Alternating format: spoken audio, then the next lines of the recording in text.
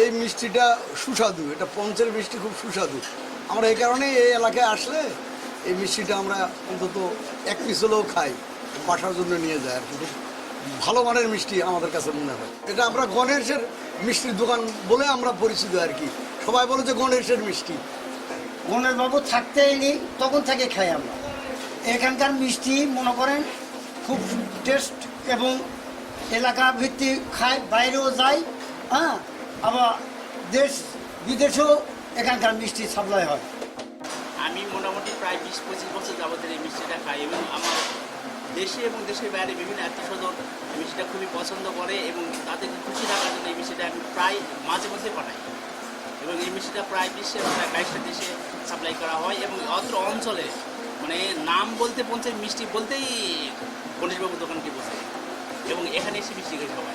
গণেশ কাকার মিষ্টি, এই পঞ্চের মিষ্টি আমাদের নওগাঁ জেলা তথা উত্তরবঙ্গের মধ্যে মনে করি যে এটা সেরা মিষ্টি।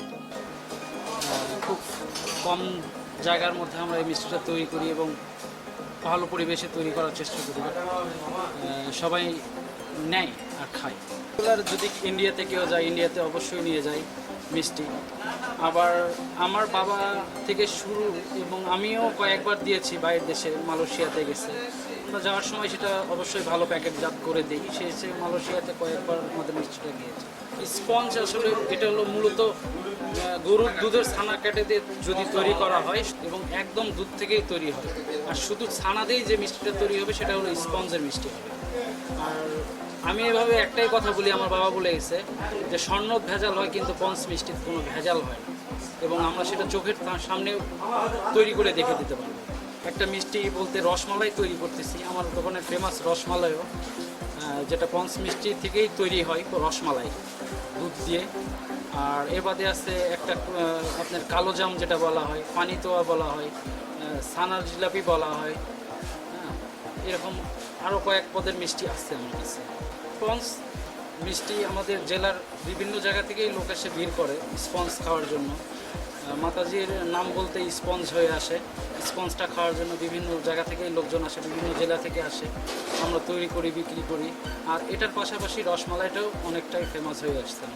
সরকারিভাবে আমার যদি খুব একটু সহযোগিতা হয় আমার জন্য ভালো হবে। আমার মিষ্টিটা বাইরের জন্য আমি একটু রপ্তানি কি করতে পারবো, কি সরকারি যে কোনো সহযোগিতা হলে আমি মনে হয় একটু এখান থেকে আরও কিছু করতে পারবো।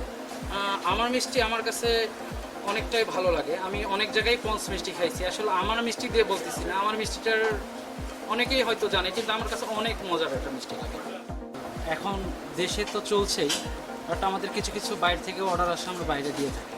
শুরুটা বাবা ছিল, তারপরে তো এখন দেখতেছি অনেক, জানা ছিল না যে এইভাবে মিষ্টিটার চাহিদা বাড়বে। তো সবার ইয়েতে আমি মিষ্টিটা ভালো সেল করতেছি বর্তমানে।